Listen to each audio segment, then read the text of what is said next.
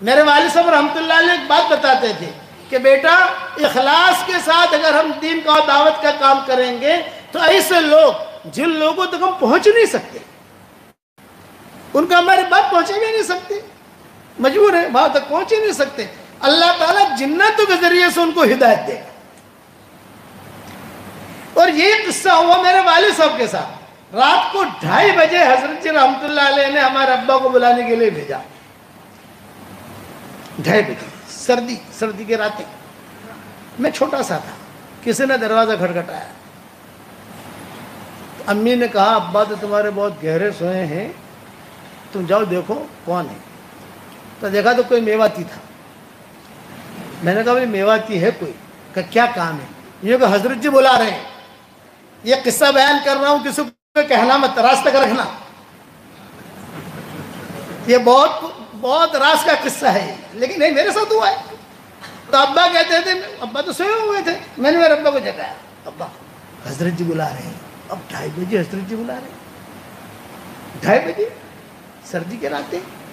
ابا نے کہا کہ کوئی خاص معاملہ ہے جو حضرت جی نے بلایا ہے، ورنہ حضرت جی نہیں بلاتے ایسے وقت میں، ملاقات کا ایک وقت ہوتا ہے۔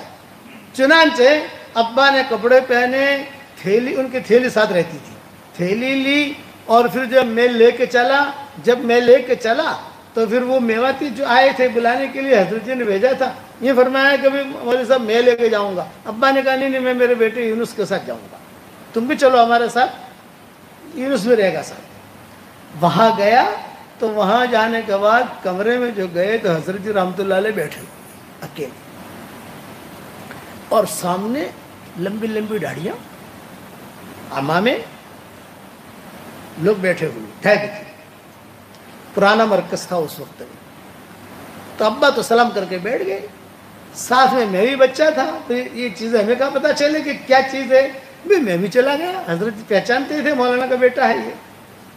تو حضرت جی نے پان کھاتے ہوئے کہا بھائی مولوی عمر، یہ جنات آئے ہیں اور یہ افغانستان سے آئے ہیں، اور یہ کہتے ہیں کہ ہمیں کچھ دعوت کی بات سمجھا دو، کچھ بتا دو۔ تب مجھے تو کچھ آتا نہیں، حضرت جی کہتے ہیں میں تو کیا بیان کروں، دعوت کی زبان تو تم ہو، لوگ تھوڑی بیان کر دیں۔ تمہارے ابا جو حضرت جی جیسے ایسے بیٹھے تھے، سارے جنات سامنے بیٹھے ہیں، اور وہ جنات کا نام لیا تو ہمارا بھی پیشاب نکل گیا۔ ارے میں نے کہا یار یہ ابا کہاں لے آئے، ابا کہاں لے آئے، آدمی فطری چیز ہے نا۔ تو ابا نے جو ہے قرآن کی آیتیں پڑھی، اور قرآن کی آیتیں پڑھ کر ان کے سامنے جو بات کرنی تھی وہ بات کی، بات ہو گئی، تشکیل ہو گئی ان کی کہ اللہ کے راستے کی نقل و حرکت کرنی ہے، یہ کرنا ہے، وہ کرنا ہے۔ لوگوں کو بھلی بات بتانی ہے، بس خلاصہ کلام ہے، لوگوں کو بھلی بات بتاؤ، لوگوں کے ساتھ اچھا سلوک کرو۔ پھر ہو گیا حضرت دعا کریں۔ حضرت دعا کرانے کے بعد حضرت رحمۃ اللہ علیہ نے ان کو پوچھا کہ بھئی آپ کے ہم کیا خدمت کریں، کیا پسند کرتے ہو آپ؟ تو انہوں نے کہا ہمیں کیلے کھلائیے۔ اور رات کو کیلے کہاں سے کھلائیں بھائی؟ تو حضرت نے کہا ہاں آج کیرالہ سے کیلے آئے ہیں۔ کیرالہ کے کیلے ہوتے ہیں چھوٹے چھوٹے، تو کیرالہ سے حاجی عبدالستار نے کیلے بھیجے، حاجی عبدالستار سے انہوں نے کیلے بھیجے۔ ہاں وہ اس وقت میں کھڑکی ہوتی تھی مشورے کے کمرے میں ہی، وہ کھٹ کھٹ کی حضرت جی نے اندر سے آپاؤں نے پوچھا کیا بھیجیں؟ یہ کہا آج کیلے آئے ہیں، وہ کرتن کے کرتن وہ بھیجو۔ چنانچہ انہوں نے اندر کر دیا، وہ کھولے تو سب جناتوں نے کیلے کھائے، لیکن چھلکے کے ساتھ، چھلکے اتار کر نہیں، چھلکو۔ جب رات جانا تو میرے ابا نے والد صاحب نے کہا کہ حضرت آپ جو ہے ان سے اتنا کہہ دیں کہ بھی صرف ہمارا کام یہ ہے لوگوں کو بھلی باتیں بتانا، بری باتوں سے روکنا، لیکن اخلاق یہ بہت اونچے ہیں۔ تو حضرت نے فرمایا 3 نصیحتیں ہماری یاد رکھنا۔ ایک تو ہے کہ کسی سے لڑنا بڑھنا نہیں ہے، ہماری شریعت میں یہ نہیں ہے۔ دوسرا اخلاق کے ساتھ لوگوں کو اللہ کی طرف بلاؤ، حکمت کے ساتھ، ادعو الی سبیل ربک بالحکمت والموعظۃ الحسنہ، یہ آیت پڑھی حضرت نے۔ اور چوتھا کہ کہیں پر بھی کوئی تمہیں ملے جس کا تم نفع پہنچا سکتے ہو، کسی اعتبار سے نفع پہنچاؤ، نقصان مت پہنچاؤ۔ بیعت کے ہم میرے ہاتھ پر بیعت یہ قصہ ہوا، یہ چونکہ میرے سامنے قصہ ہوا ہے عام طور سے ایسی باتیں گھریلو ہم تو کیا نہیں کرتے، اس قصے کو بہت قصے ہیں۔ تو تمیم داری کے ساتھ بھی ایسا ہی قصہ ہوا، رات کو سوئے ہوئے تھے اور جنات ان کا انگوٹھا پکڑ ہی ہلا رہے۔ ڈیر ایوب میں وہاں ایک علاقہ تھا، اس کا نام تھا صفورہ، تو وہاں صفورہ میں کپڑا بنتا تھا، یہ کپڑا لینے جاتے تھے، اسی لیے سفاری ہے نا کپڑا، وہ وہیں سے چلا ہے، تو وہاں وہ کپڑا لینے جاتے تھے تمیم داری، اور جنات یوں پاؤں ہلا رہے، سونے نہیں دیں گے، سونے نہیں دیں گے، سونے نہیں دیں گے۔ تمیم داری نے کہا کہ بڑا پریشان کر رہے تھے۔ دیر ایوب ایک علاقہ تھا، وہاں ایک بہت بڑا راہب تھا، وہاں تمیم داری چلے گئے، اور تمیم داری نے جا کر کہا بھی مجھے تو جناتوں نے پریشان کر رکھا ہے، کہ کیا کہتے ہیں؟ یہ کہتے ہیں کہ میرا یہ انگوٹھا پکڑ کے ہلاتے ہیں اور کہتے ہیں جا مدینہ جا، مدینہ جا، مدینہ جا۔ ارے یہ مدینہ ہے کہاں؟ یوں کہ تو نکل یثرب، مدینہ جا۔ تو میں کیا کروں؟ وہ راہب نے کہا عزت آبرو کے ساتھ تو مدینہ چلا جا، بس یہ تشکیل ہے تیری، یہ جنات تجھے سونے نہیں دیں گے، کبھی جنات آپ کی تشکیل کرے نا 3 چلے کی تو منع مت کرنا، نکل جائیو۔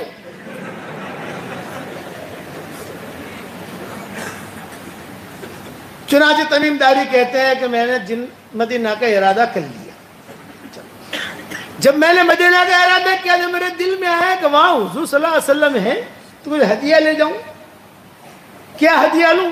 بازار میں گیا دمشق کے، تو وہاں لالٹینیں رکھی ہوئی تھی، فانوس ہے نا ایسے چیزیں خوبصورت، 1 خریدی، 2 خریدی، 3 خریدی، 4 خریدی، اور میں جو ہے اس کو لیا تو دکاندار بہت ہوشیار تھا، اس نے کہا یہ بغیر تیل کے نہیں جلے گی، تیل بھی لے لے، اس کو دھندا کرنا تھا، تیل بھی لے۔ تو تمیم داری نے کہا نہیں تیل تو میں وہاں مدینہ سے خریدوں گا، کہاں اٹھا کے لے جاؤں یہاں سے۔ روانہ ہو گئے، اب روانہ ہوئے تو کہاں دمشق اور کہاں مدینہ منورہ، بہت لمبا سفر، اور اونٹنی پر اکیلے، خوبصورت آدمی، نوجوان آدمی،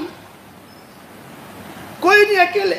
تمیم داری کہتے ہیں کہ میں روانہ تو ہو گیا، لیکن جنات کہا تھا کہ جب تک تو مدینہ پہنچے گا نہیں ہم تجھے چھوڑیں گے نہیں، تو مدینہ جا۔ جناتوں کی دعوت پر یہ مسلمان ہوئے تمیم داری۔ اب میں راستے میں بھوک بھی لگتی تھی، جنات نصرت والی جماعت بن کر آتے تھے، نصرت والی جماعت ہوتی ہے نا، کیلے بھی لاویں، کھجور بھی لاویں، بھئی ہمارا آدمی، یہاں تک مدینہ منورہ پہنچا۔ اب مدینہ منورہ پہنچا، تھکا ہارا، ناخن بھی لمبے ہو گئے، بال بھی لمبے ہو گئے، بہت ہی کمزوری۔ وہاں پہنچا، مدینہ والوں نے دیکھا کوئی اجنبی آدمی آیا ہے، تو مدینہ والوں نے کوئی دھیان تو دیا نہیں، لیکن جب میں بیٹھا رہا دیکھتا رہا، اور مدینہ کی مسجد نبوی جو ہے بھی کچی تھی، میں دیکھتا رہا، لوگوں سے میں نے پوچھا ایوکم محمد، تمہارے میں محمد نامی آدمی کون ہے؟ خاموش رہے، یہ دروازے سے آئیں گے، مغرب کا وقت ہوگا، ابھی دروازے سے آئیں گے۔ میں بیٹھا رہا، حضور صلی اللہ علیہ وسلم نکلے۔ جب حضور صلی اللہ علیہ وسلم نکلے، میں نے آپ کا چہرہ دیکھا، آپ کا چہرہ دیکھتی ہی اسلام میرے دل میں داخل ہو گیا، چہرہ دیکھا، اور میرے دل میں آیا کہ جھوٹے کا چہرہ نہیں ہے، سچے کا چہرہ ہے۔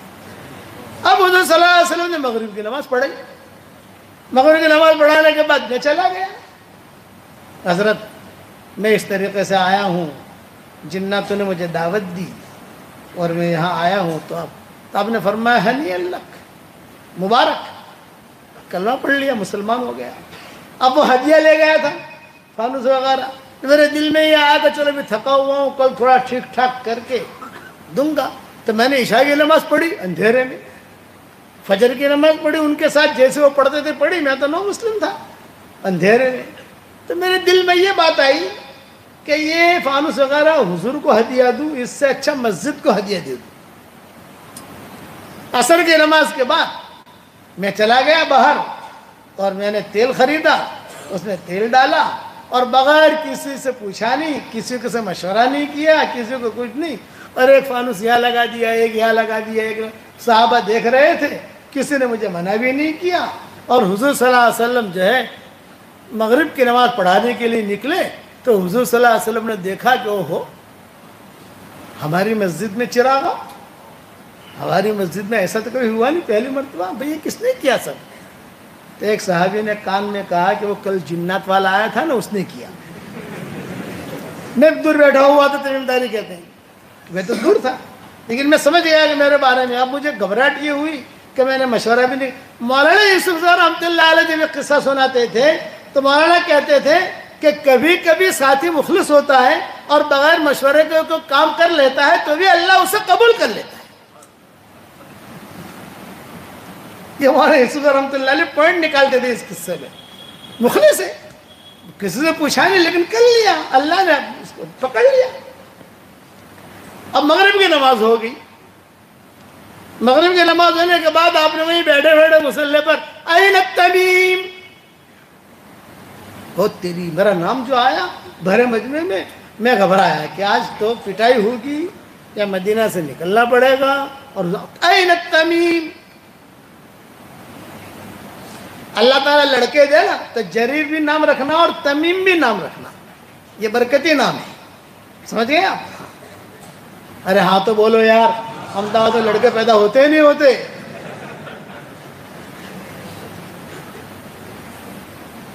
اب میں آیا، سارے صحابہ دیکھ رہے ہیں، میں بیٹھ گیا. بیٹھتے ہی میں نے حضور صلی اللہ علیہ وسلم سے ایک بات کی، حضرت آپ ابھی کچھ مت بولنا، پہلے میری سن لیجیے. یہ میں نے کیا ہے، آپ مسجد کے متولی ہیں، میں نے آپ سے پوچھا نہیں، حالانکہ پوچھنا چاہیے.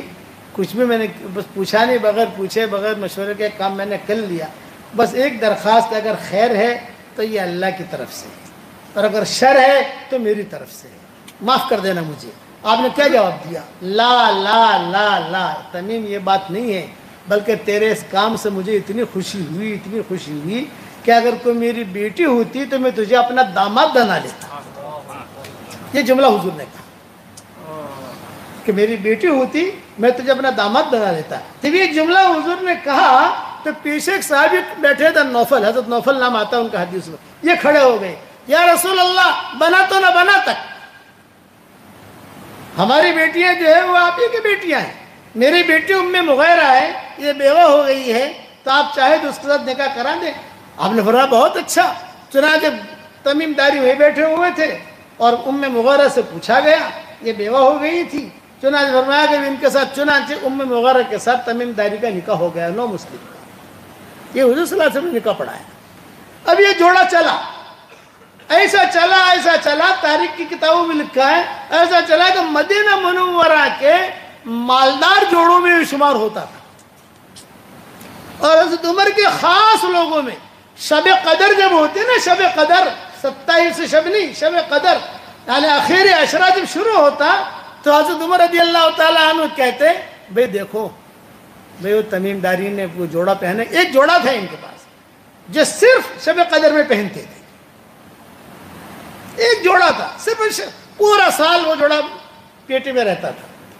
صرف وہ شب قدر جب ہوتی تو جب یہ آخری عشرہ شروع ہوتا تو حضرت عمر جو ہے کہتے بھئی دیکھو وہ جوڑا پہن رہا ہے.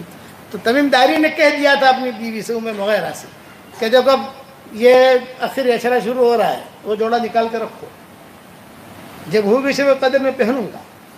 چنانچہ وہ صحابہ ان کو دیکھتے رہتے تھے کہ آج حضرت عمر کہتے تھے کہ دیکھو بھی وہ جوڑا پہن کر آئے کہ نہیں. جس دن وہ جوڑا پہن کر آتے یہ سمجھا جاتا ہے کہ آج شب قدر ہے. پھر بعض صحابہ پوچھتے کہ آپ کو پتہ کیسے چلتا ہے؟ بولے مجھے پتہ ایسے چلتا ہے کہ سارے فرشتوں کی خوشبو الگ ہے، جبریل کی خوشبو الگ ہے.